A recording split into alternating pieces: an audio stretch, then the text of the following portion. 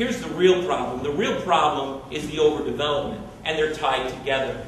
Why do I say that? Because everyone who lives in College Point knows you have three ways in and out, right? 14th, 20th, and College Point Boulevard. That's all there is. It's not like there are through streets. It's not like anywhere else in our area where you can get in and out easily through a variety of avenues. Okay? So because of the fact that our infrastructure has not been properly developed by the city, we're stuck with this kind of problem. And guess what? The city wants to make it worse for you.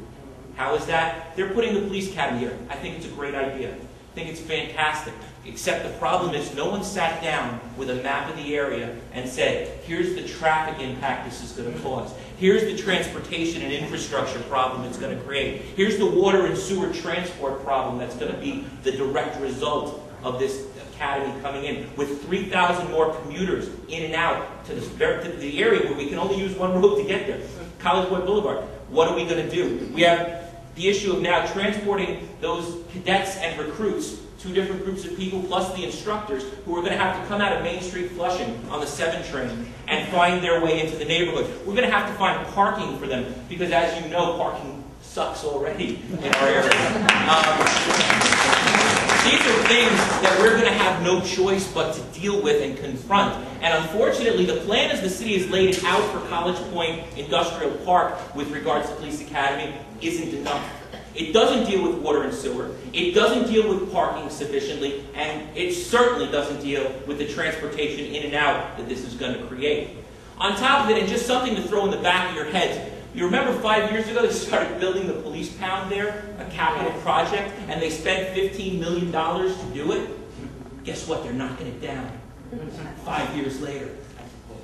That's your money gone once again. Because nobody sat down with a ledger book, nobody sat down with a map, and nobody sat down with a plan and thought about College Point 5 years from now.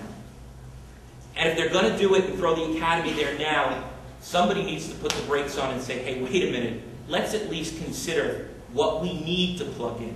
I was at Community Board 7's meeting the other night, and a developer came in from the Flushing community and wanted to put a hotel and grocery store. Grocery store on the first level, hotel on the rest of it, on College Point Boulevard in Holden. I couldn't understand it for the life of me. Why you'd want a hotel there? This is what they wanted. Fortunately, Community Board 7 almost unanimously rejected the proposal. But this is the problem of development without conscience. This is the problem of the development of our neighborhoods without thought to its history and heritage. Papanusen is here, and it's a symbol of our connection to the past. And the houses that were protected by the zoning, the downzoning, that enabled the 1 and 2 families to survive is critical to our survival as a community. Now, unfortunately, we lost a little bit on that zoning that happened in 2005, and the reason we did is a reason that we're facing right now in another part of the district, in the Station Road area. Okay? They're trying to deal with Northern Boulevard and take away its residential status with variances and look to put in a commercial strip. Could you imagine the kind of crazy building that will go on if that is allowed to happen? Now, College Point won't get another bite at zoning for a few years, okay? But you need to make sure that whoever you elect to the office of City Council is willing to go up there and say, no, not in my community. It's not going to happen.